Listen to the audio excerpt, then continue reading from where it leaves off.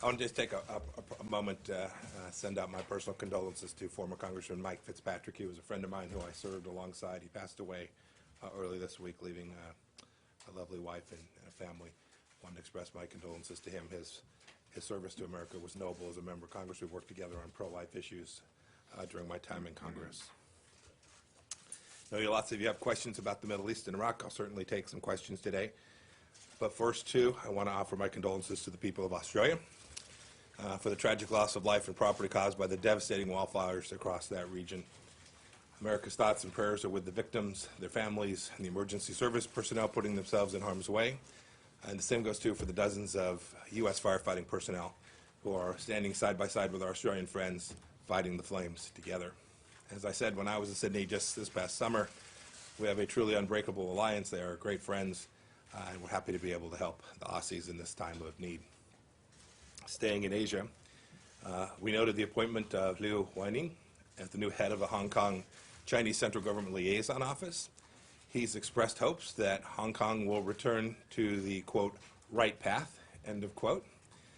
The right path, as I've said before, is for the Chinese Communist Party to honor its commitments made to Hong Kong in the Sino-British Joint Declaration filed at the United Nations, a commitment that guarantees the territory's independent rule of law and freedoms that the Chinese living on the mainland, unfortunately, do not enjoy. The United States will continue to work with Hong Kong and the Chinese Communist Party officials to protect human rights and fundamental freedoms in Hong Kong and to promote Hong Kong's high degree of autonomy. In Afghanistan, there's an aspect of that conflict that deserves more attention, and that is the Islamic Republic of Iran's involvement there.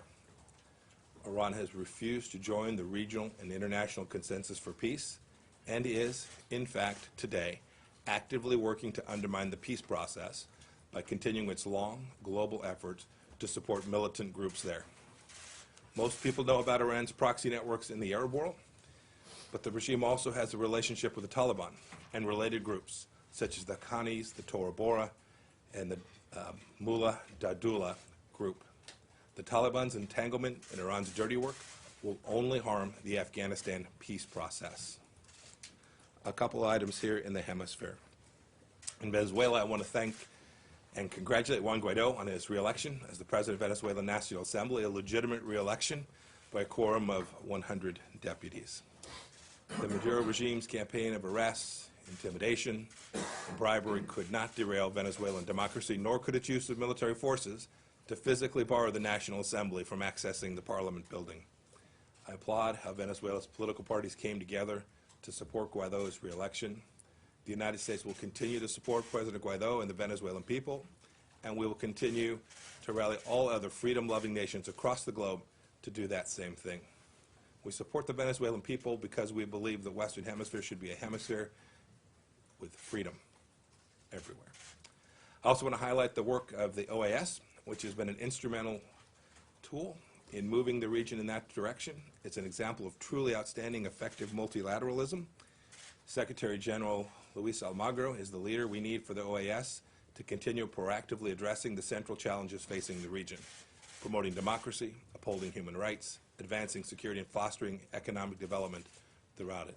I have more to say about the OAS and the multilateral reform in the coming weeks. On the theme of basic freedoms, I want to commend members of Bahrain's Council of Representatives for their January 2nd statement, in which they expressed deep concern over the inhumane and painful conditions to which Uyghur Muslims in China are subjected. Is recognizing what I've been saying for months. The Chinese Communist Party is committing mass human rights violations and abuses against Uyghurs, ethnic Kazakhs, Kyrgyz, and other Muslims held in detention in Xinjiang. We're happy with what Bahrain did, and we ask all countries, particularly those belonging to the Organization of Islamic Cooperation and the Arab League, to denounce the Chinese Communist Party's brutal treatment of Uyghurs, which is part of the party's broader war on faith. Moving to Europe. As many of you know, Prime Minister Mitsotakis is in town this week. I'm looking forward to welcoming him here. I'll be with him today at the White House alongside President Trump. I also want to announce that our Undersecretary for Political Affairs, David Hale, will be traveling to Brussels later this week, where we'll have conversations with 28 European counterparts. This is a recurring meeting that happens about every 6 months. This particular gathering is important because it immediately precedes an EU foreign ministerial on Iran that has just been scheduled. And it shows, too, once again, our close cooperation with our European partners on issues of mutual concern. I'm sure while David's there, the issue of Iran and Iraq will feature prominently in their conversations, and they'll have an opportunity also to discuss priorities such as Syria, North Korea, and China as well. Finally, one more personnel matter. I want to thank Ambassador John Bass, who I've come to know in my time in service, both as the Director of the Central Intelligence Agency and now as Secretary of State. His 2-year tour of service in Kabul was remarkable. It's one of our most important missions. Ambassador Bass is a respected strategic thinker, a man of incredible integrity. He's helped that country move forward to a brighter, more peaceful, and more secure future for all the Afghan people. And I, too, want to welcome our new 11 ambassadors and 2 ambassadors at large who were confirmed since the end of November, including Ambassador Sullivan, who will be heading off to Russia before too long. Glad they're finally getting out to the field, and we hope to have more follow them out there. With that, I'm happy to take a few questions. Matt. Thank you. Happy New Year, Mr. Secretary. Hello, Matt. And in honor of the new year, I have exactly 2,020 questions to ask you, but I'll pare them down for the sake of brevity. Thank you, sir. One is there continue to be questions about the nature of the intelligence that led to the strike that killed General Soleimani. Can you be at all more specific about, how imminent this was, what exactly it was? Secondly, why not allow Foreign Minister Zarif to come to the UN to speak at the Security Council? And then lastly, did the situation in Iran have anything contribute at all to your decision not to run for the Senate from Kansas? Thanks. Thank you. Last one's easy. I said the same thing yesterday that I said for months. No real news there. I said that I'm going to stay serving as Secretary of State so long as President Trump shall have me. No, you can accuse me of being inconsistent otherwise, but not on that one. Second, we don't comment on visa matters, those traveling here to the United States on visa, so I can't add much more to this issue of Foreign Minister Zarif's travel to the United States. I'll say only this. We will always comply with our obligations under the UN requirements and the headquarters agreement, and we will do so in this particular instance and more broadly every day. And finally, there's been much made about this question of intelligence and imminence. I answered it multiple times on Sunday. I'm happy to walk through it again. Anytime a president makes a decision of this magnitude, there are multiple pieces of information that come before us. We presented that to him in all its broad detail. We gave him all the best information that came not only from the intelligence community, but for those of us who have teams in the field. We evaluated the relevant risks and the opportunity that we thought might present itself at some point, and we could see clearly that not only had Soleimani done all of the things that we have recounted, right, hundreds of thousands, a massacre in Syria, enormous destruction of countries like Lebanon and Iraq, where they've denied them sovereignty, and the Iranians have really denied people in those 2 countries what it is they want, right, sovereignty, independence, and freedom. This is all Soleimani's handiwork. And then we'd watch as he was continuing the terror campaign in the region. We know what happened at the end of last year in December, ultimately leading to the death of an American. So if you're looking for imminence, you needn't look no further than the days that led up to the strike that was taken against Soleimani. And then you, in addition to that, have what we could clearly see were continuing efforts on behalf of this terrorist to build out a network of campaign activities that were going to lead potentially to the death of many more Americans. It was the right decision. We got it right. The Department of Defense did excellent work, and the President had a entirely legal, appropriate, and a basis, as well as a decision that fit perfectly within our strategy and how to counter the threat of malign activity from Iran more broadly. Kira? Hey, Mr. Secretary. Yes, ma'am. 2 questions, if you don't mind. Iran's Foreign Affairs Minister Zarif granted an interview saying that Soleimani was on a diplomatic visit to Iraq, that the U.S. strike to take him out was state terrorism, that President Trump has prepared to commit war crimes, and that Iranians are enraged. First, that's the first question. I'd like your reaction to that. Second question. President Trump has indicated that Iran's cultural sites could be targeted. Is that true? Are they on the target list? And if so, do you consider that a war crime? So, let's see. So, Zarif's statement His first statement that Soleimani was traveling to Baghdad on a diplomatic mission. Anybody here believe that? Is there any history that would indicate that it was remotely possible that this kind gentleman, this diplomat of great order, Qasem Soleimani, had traveled to Baghdad for the idea of conducting a peace mission? I made you reporters laugh this morning. That's fantastic. We know that wasn't true. We not only know the history, we know in that moment that was not true. Zarif is a propagandist of the First Order, and most of what you suggested in his text message or email or message that you laid out there was indeed Iranian propaganda. It's not new. We've heard these same lies before. It's fundamentally false. He was not there on a diplomatic mission trying to resolve a problem. I know there's been some story that he was there representing a Saudi peace deal. I've spoken to my Saudi counterparts at great length. I'll leave to them what the contents of their messages may be, but I can assure you that they will share my view that he was not there representing some kind of agreement that was going to reduce risk or reduce the risk to the lives of Americans when he was on that trip. Your last piece was about cultural sites. I said on Sunday, I will reiterate it again. Every target that's being reviewed, every effort that's being made will always be conducted inside the international laws of war. Seen it. I've worked on this project, and I'm very confident of that. David Brunson? Thank you. Mr. Yes, sir. Secretary, it's an election year, and you're now facing two nuclear-related crises with Iran and North Korea. Are you optimistic about resolving either of those without them sort of blowing up, so to speak, at inopportune moments? And on the Iran front, Iran's breakout time when you came into office was considered to be about a year. Is it now longer or shorter? I'll leave it to the intelligence team to talk to you about the details of Iran's breakout time for the moment. But President Trump could not be more clear. On our watch, Iran will not get a nuclear weapon. And as we came into office, Iran was on a pathway that had been provided by the nuclear deal, which clearly gave them the opportunity to have those nuclear weapons. We won't let that happen.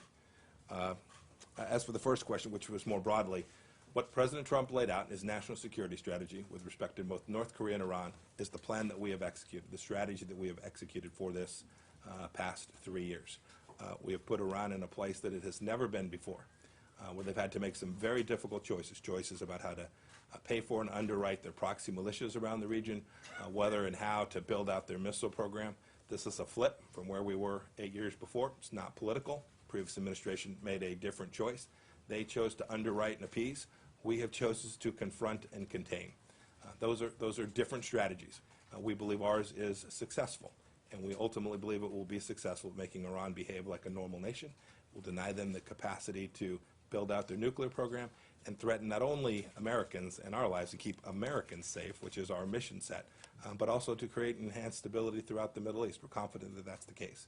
North Korea, which you asked about, we still are hopeful that we will be able to head down a path. I was here with you all in December sometime when there was lots of talk about what might happen at the end of the year. We've not seen that yet. We still remain engaged and hopeful that we can have a conversation about how to get the denuclearization that Chairman Kim promised to President Trump back in 2018. Take one more. Okay, James? Thank you very much, Mr. Secretary. Two quick things here on the Soleimani strike. Since the Trump administration withdrew the United States from the Iran nuclear deal, about 2 years ago or so, the Trump administration has said repeatedly that it is pursuing against Iran a maximum pressure campaign. First question, the Soleimani operation, was that part of the maximum pressure campaign? Do you have a second one? Yeah, we'll come back to it. If you just ask them both, then I'll tackle them both To your together. knowledge, was any legal counsel in the executive branch consulted for his or her input surrounding the legal aspects of the strike prior to its execution? You know, I'll leave to others to comment on that, but I can say as a pattern and practice, I have never seen this administration engage in an activity of this nature without a thorough and complete legal review of what the bases would be if the president were to make a series of decisions. Often the lawyers review all of the options that are being presented to the President of the United States in advance of them being presented, such that every option that is presented to him has been fully vetted through the legal process. I'm confident that that was the case here, although I don't have specific knowledge of that. I'm confident that that was the case. Second, you asked about the scope of the strategy and the maximum pressure campaign that we've had in place. It has a diplomatic component, it has had an economic component, and it has had a military component. And what you have seen over the course of these past, May 2018, when we withdrew from the Iran nuclear deal, you've seen us execute that with enormous vigor and energy. You've seen it diplomatically. We've built out coalitions around the region with the Israelis, with the Gulf states, on certain files, on the missile file and on the terror file with our European partners as well, not just the E3. Go back and look from May of last year. Go look at the statement that was made in Warsaw, a united statement centering the instability in the Middle East on the Islamic Republic of Iran. We've got a coalition now in the Straits of Hormuz. We've diplomatically isolated the Iranian regime. Second, economically, we've all seen the sanctions put in place. It's now over some 1,000 sanctions. We've watched the regime struggle to figure out how it was they were going to make it through 2020. They've got a budget that will fall short by a significant amount in 2020 as a direct result of the pressure that we've put on the regime. And then you saw over not just this past week, but over the last year, you've seen our security component to this. You've seen us reinforce allies in the region by ensuring that the Emirates and the Saudis and all of the others were prepared for what might happen if Iran decided to make choices that were bad for the Iranian people. And then you saw more tactically, just these last few days, the president's response when the Iranians made a bad decision to kill an American. We hope they won't make another bad decision just like that one. Clear. The Soleimani strike was part of the administration's maximum pressure campaign, and going forward, the Iranians should understand, as they develop their calculus, that similar actions, such as the Soleimani strike, could well continue to be a feature of this maximum pressure campaign. I think the president's been unambiguous in his both the remarks he made down in Florida as well as the tweets that he's put out about the seriousness with which we take this, the risk attendant that we are deeply aware of, and the preparations we've made to prevent those risks, as well as our determination that in the event the Iranians make another bad choice, that President will respond in a way that he did last week, which was decisive, serious, and messaged Iran about the constraints that we are going to place on that regime so that it doesn't continue to put American lives at risk. At the end, our Iran policy is about protecting and defending the homeland and securing American lives. I know that the efforts that we have taken, not only last week with the strike against Soleimani, but the strategy that we've employed has saved American lives. I'm highly confident in that. I'll take one more. Take one more. Yeah. Andrea, yes, ma'am. How are you? Thank you very much. A question about the issue of cultural sites, because the President said on Air Force One coming back, after you had been on the Sunday talk shows, that they're allowed to kill our people, they're allowed to torture and maim our people, they're allowed to use roadside bombs and blow up our people, and we're not allowed to touch their cultural sites. It doesn't work that way. Defense Secretary Esper has made it clear that he would not follow an order to hit a cultural site would be a war crime. I'm wondering whether you would also push back in your advice or in your role. You're not really secondly, wondering, Andrea. You're not really wondering. Yeah, Well, the President is saying I was this unambiguous repeatedly. on Sunday. It is completely consistent with what the President has said. No, but we the will President take every action we take will be consistent with the international rule of law, and the American people can Are rest cultural assured that that's the sites ruled case. out, sir? Let me tell you who's done damage to the Persian culture. It's not the United States of America. It's the Ayatollah. If you want to look at who has denied religious freedom, if you want to know who has denied, the Persian culture is rich and steeped in history and intellect, and they've denied the capacity for that culture to continue. If you go back and look at the holidays around Cyrus and Nowruz, they've not permitted people to celebrate. They've not allowed people that they've killed, that Qasem Soleimani killed, they've not allowed them to go mourn their family members. The real risk to Persian culture does not come from the United States of America. That there is no mistake about that. Thank you all. Everybody have a good day.